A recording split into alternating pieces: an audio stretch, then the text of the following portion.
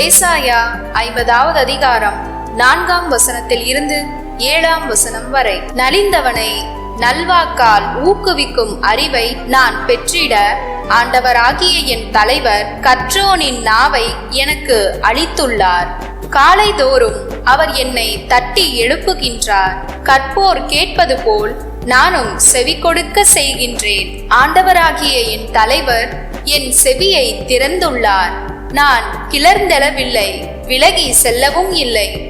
அடிப்போருக்கு என் முதுகையும் தாடியை பிடுங்குவோருக்கு என் தாடையையும் ஒப்புவித்தேன். நிந்தனை செய்வோருக்கும் காரி உமிழ்வோருக்கும் என் முகத்தை மறைக்கவில்லை.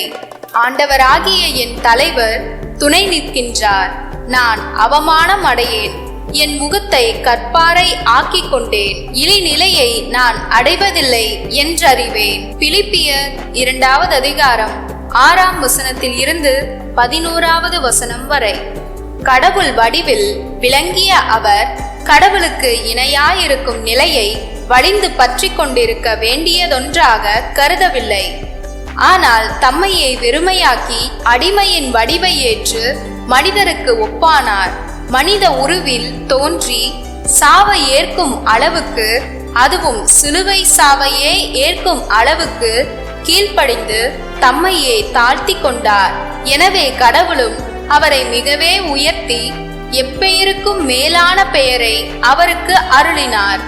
ஆகவே இயேசுவின் பெயருக்கு விண்ணவர், மன்னவர், கீழுலகோர் அனைவரும் மண்டியிடுவர்.